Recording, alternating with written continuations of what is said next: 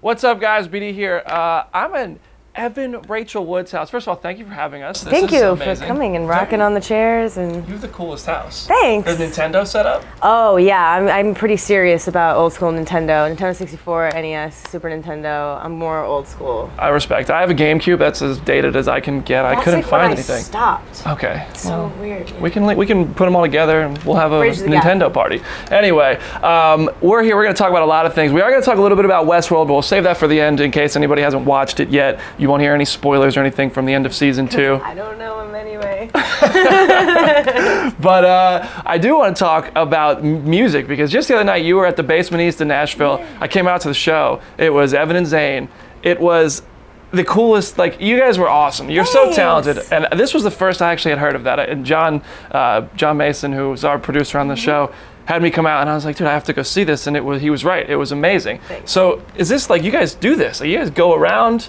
You guys have plans to do more? Absolutely. It's funny, you know, it started off as this idea, as like a one-off, just something we wanted to do for fun. Because Zane and I have been friends for about 9 years, and we actually bonded off of the idea of doing a dark, loungy cabaret Disney show, which we did end up doing. But that's kind of how it started. And then I had this idea to do an anti-Valentine's Day show, because I was like, you know, there's nowhere for like broken-hearted people to go on Valentine's Day. So we should do a theme show that's just broken-hearted songs. It just people just come and we just wallow in it. Commiserate. Why not? And so the day after Valentine's Day, we did a themed show. It was all songs for the broken-hearted, and it was great. And we had a great time, and the audience was wonderful. And we went, man, well, we should do that Disney show that we've always wanted to do. So the next theme was Disney, and then we said, I think we found something here with these themes. So then the next show was all songs with names in it, and then the show that you saw was all songs with the color blue. Yeah. I think our next show will be Jealousy. Jealousy will be our next theme. It's fun because the shows are always different. You'll never see the same show twice, and you never know what you're going to get. You kind of are just waiting to see what we're going to play next, and it makes for a really fun, spontaneous environment.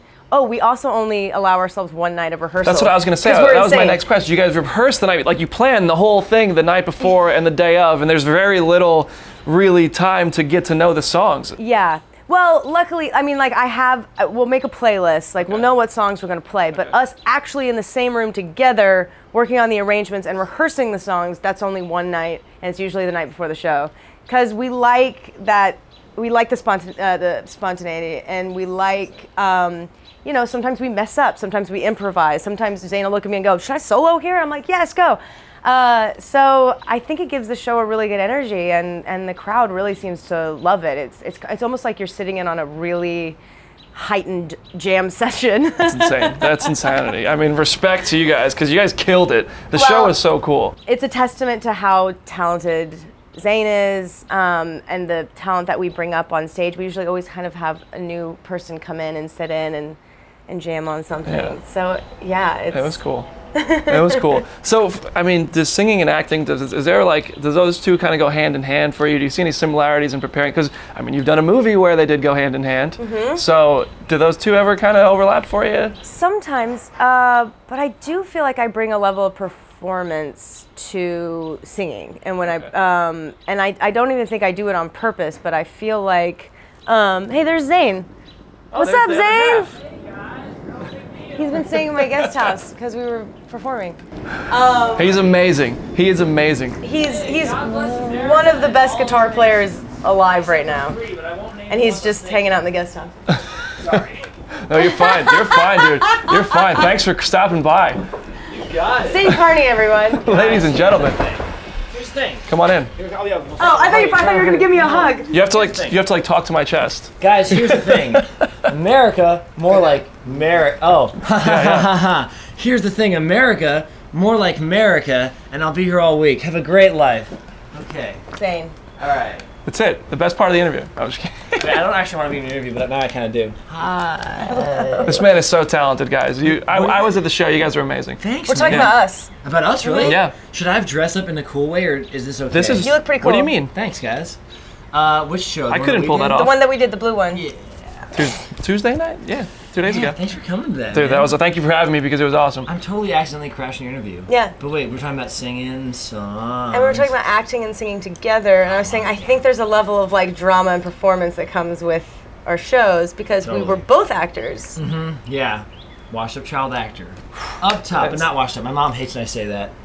Washed up, no. I think you're doing okay. I think you're doing but okay. we have so much fun playing together. And I don't know what else to say because I wasn't even in interview mode. I literally was taking my suitcase out. Anyway, have a great interview. God bless.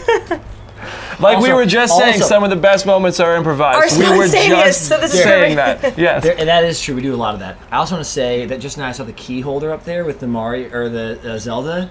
What did it say about? I have a Zelda key holder in my guest house that says it's dangerous to go alone. Take this, and it's Master Sword or some sort of sword. The Nintendo is everywhere. It's a key hook. And I thought I took a photo of it. And I'm thinking if people ever ask like, oh, do you and Evan like get along? Like you guys friendly? It's like look at that thing. Have you ever met either of us? We're like the. We're also video game nerds. Vegas. Well, we're in the right place. You are. Comic Guys, book. enjoy your interview.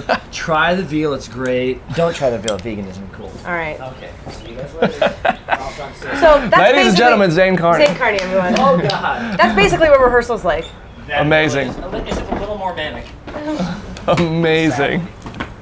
Well, So like we were saying, it's spontaneous. It makes everything better. It makes everything better. Well, we were talking about Across the Universe really quickly. Yes. That's getting re-released later this month, July 29th. It's getting July 29th through It's a couple days. August It's a short, yeah. It's like 3 or 4 days. That's awesome. How exciting is that? I'm so excited.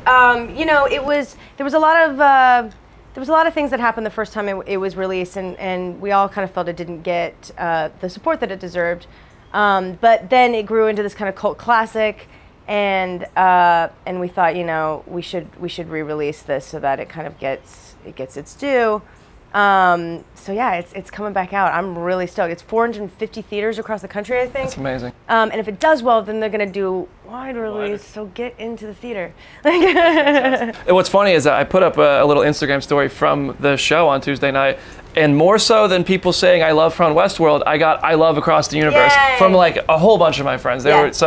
People are going to be excited. I think they're going to go see it. I do want to talk about something. You're a huge advocate for so many causes, which is awesome. And just recently, you did a 24-hour hunger strike. Mm-hmm. You went down to Texas. We have this issue at the border going on. You saw it firsthand. I mean, you made an impact, and I think that is amazing because I mean, comic book, dude. With great power comes great responsibility. I agree. And you're acting on that. So I want to hear what that experience was like for you. Did it change any perspective for you? Did it show you anything that you didn't know about? You know, no, but it didn't really shift my perspective in that way. I think it just, I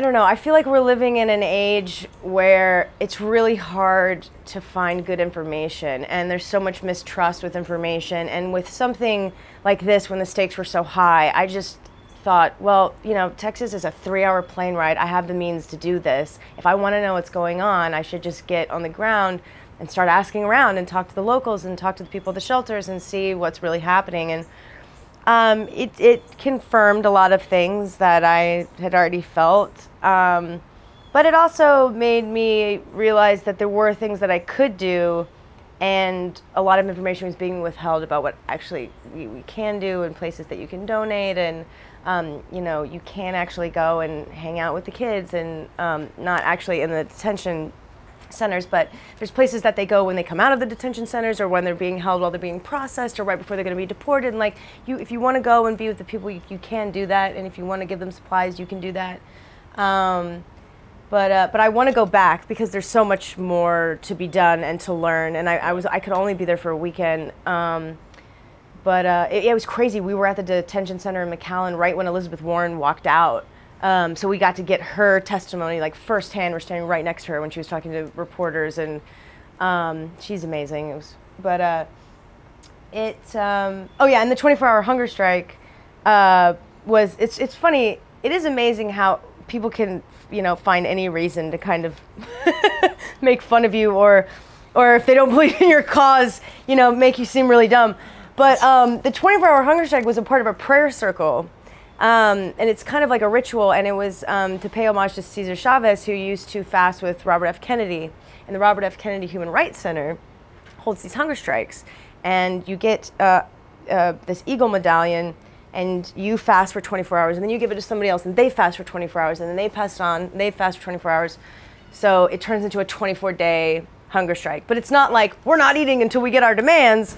It's, you know, to send that it's message. a respect, it's to send a message, Yeah. it's to raise awareness and draw attention, and I think a lot of people kind of missed that. Yeah, They well, were like, 24 hours, that's what actors do in Hollywood all the time. That's a fast. I was It's like, the yeah, internet. would They're you just gonna- read, would you do your research? Okay. read the article, Just not read the headline, article. okay? Yeah, read the article, not the Gosh. headline. Story of my but it was life. amazing, and I did get to go and like participate in the prayer and in the ritual, and It's amazing. yeah, and it was really powerful. It was and to just, you know, to really just be in the presence of these people that are actually going through this, and because just how you can't.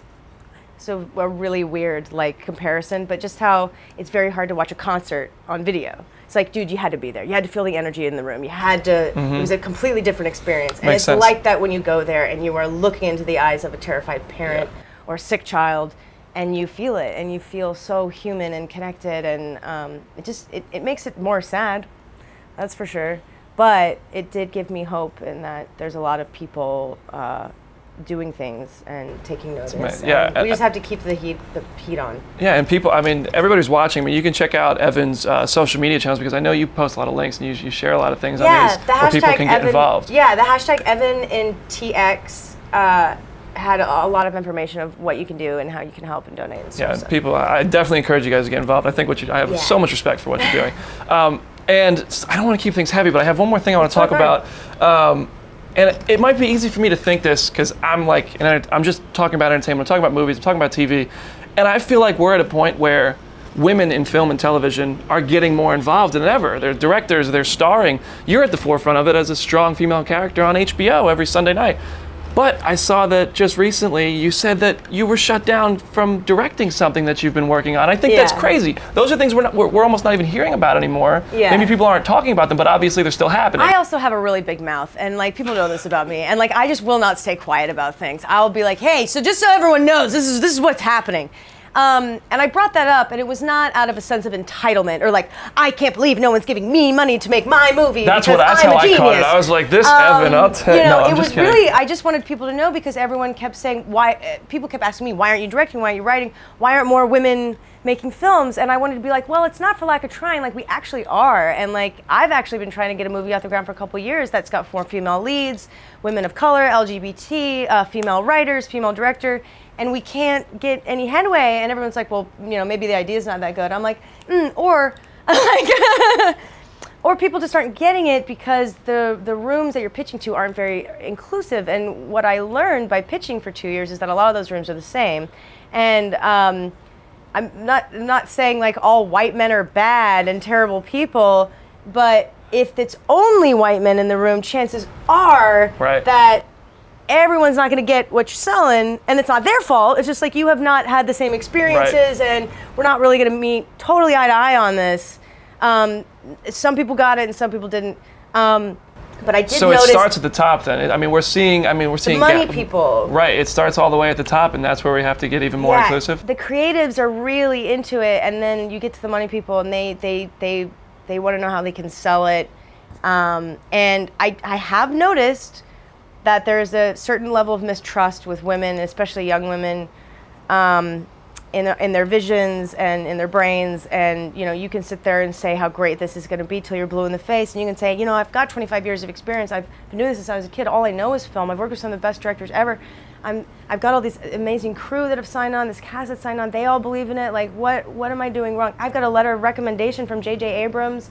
Is that not good enough? And it's not. And so, like, I'm not saying that, like, so you can have all of that, and you still can't get a movie made. That's wild. So that's all I was trying to bring attention to. I was like, just so you know, we're trying. I've got all this stuff. And they're like, why don't you fund it yourself? And it's like, oh my gosh, you're missing the point here. And also, why should I have to fund it myself and Right. other people get given money? Like that's also where the divide. Right. Well, social media. I don't know if people. Well, so social media. That's an interesting pool of people. Yeah. So you have to take everything with a grain of salt, Yes. the good and the bad. Yes. But I just wanted to let people know, hey, this is my experience, and that's all I can give you. and I just wanted you to know what was up. Well, we'll keep rooting for it. I'm excited to follow it because I don't know what the idea is, but you're involved, so I'm already interested. So I want to see this keep going and follow it with you. So I hope we can. I just haven't seen this movie made for my generation yet, and that's why I wanted to make it. I just wanted to make the movie that I wanted to see for women. That I feel like people have almost gotten there, but we haven't quite broken through that thing. You know, I want that almost famous for this generation, like starring a bunch of women, but we'll see. Okay, well, hopefully we keep trending in that direction because Yes, I feel like the trend is finally happening. Maybe we'll get there. Yeah. We'll get there. Not a maybe, but it's just a matter of there. time. And I'm going to keep going. I'm going to keep going. Well, now is the time where we have to talk a little bit about Westworld. Yeah. So if you guys haven't watched season 2 yet, now's the time to. I can encourage you to keep watching. Just put it on mute. But I want to talk about the ending because there was the twist at the end where. A few. Well, you were Tessa Thompson the whole time, and she was you, and it was like this crazy twist. I want to know. I know that actors are always the last to know, but that's a thing that I feel like is a twist. Like you might have to act a certain way. Well, so do they tell you that from the beginning? And here's a tip too. If you're like, well, when is she Tessa and when is she not? Anytime Tessa is in the timeline with Skarsgård, she's technically me. So if you go back and watch it, that's how you know the difference. And anytime she's with Bernard, or it's kind of that's real Hill. But they didn't tell us. I had a weird feeling that there were going to be 2 Doloreses in some form or another. I've had this theory since season 1, and so I read the second episode, and then I always try to pay attention to what people are saying on set and like weird things they don't want to tell me. And then I texted Lisa Joy, episode 2, and I went, okay, I got a theory. I think I'm already outside of the park. I think I slipped out somehow, and somehow there's 2 of me. And so while everyone was distracted over here, like somehow I'm gonna get out. And then like all the stuff we're seeing with Wyatt is like, that's already happened. And she was like, stop bugging the writer's room. Like, stop it, get out. Don't tell anyone this. But I didn't know that I was gonna be in a completely different body. I thought maybe like the clone that Ford was making was another Dolores, which technically it kind of was, but it was actually Hale. But I know those writers are so smart, and I was like, if everyone thinks that clone is Ford, it's not going to be Ford, because that's what they obviously want people to think. So that's where where my money was. I know. I was like, no, all right, that's what everybody Ford. thinks. That would be way too easy. Yeah. Does being like out in the world, out of the parks, I know you don't have the insight, but from your perspective, you know the character more than any of us do. Does that change Dolores' motives? What's the future? I think so. Yeah, I think now season 3, she'll be in the real world apparently, and I think that's going to be really interesting for her because now she is actually alone. Because unfortunately, through hard decisions that she had to make, some that she may even regret, we've lost Teddy, which was devastating. Is that real? Is that for real? Yeah. He found it. It's so sad. Yeah, James and I were devastated because we've lived with those characters for so long, and so I really felt like I was breaking up with somebody. Like I actually felt like a relationship was ending. And so those scenes when we did them were genuinely very emotional. But again, it's Westworld. Like you never know. Yeah, you never know. That's true. But Teddy is dead. Yeah, he's definitely dead. We got some little brains, or other Dolores, new Dolores, has some little brains in her bag. We do know that Dolores has taken a lot of pearls with her. Who are those pearls? I don't know. You don't even know. I know there's also a mystery pearl in the Hale body. Yeah. Because once Dolores got out of Hale and rebuilt herself, and rebuilt Bernard, she kept the Hale body, and that Hale is now going out into the real world with her, but we have no idea who's in there. They'll let the speculation begin. Yeah. I mean, when do you start to find out? Like, when do they start having conversations with you? Probably like the week before we start filming season 3. Do you have any idea when that's going to be? It won't be till next year. Okay, gee, I hate the gap in this show. Oh my gosh, I'm going to go to Comic-Con in 2 weeks, and there's going to be nothing. I know. There's a reason. It's there's crazy. Prep, there's writing, and there's... Those writers they do a tremendous job, and they keep such secrets. God, they work hard. Yeah. They work so hard. Well, we're not going to know for a while, guys. Season 3 is not going to be underway for a long time. But I want to know, I'm not going to tell anybody, I swear. Just give me a call. We'll talk about it. Yeah, we will. And I swear I won't tell you. But Evan, thank you so much for welcoming us into your house. This was amazing. And chatting with us. I mean, I hope we can get that movie off the ground. I hope so too, you know. We'll keep trying. Awesome. Well, thank you so much. Thanks for watching, everybody.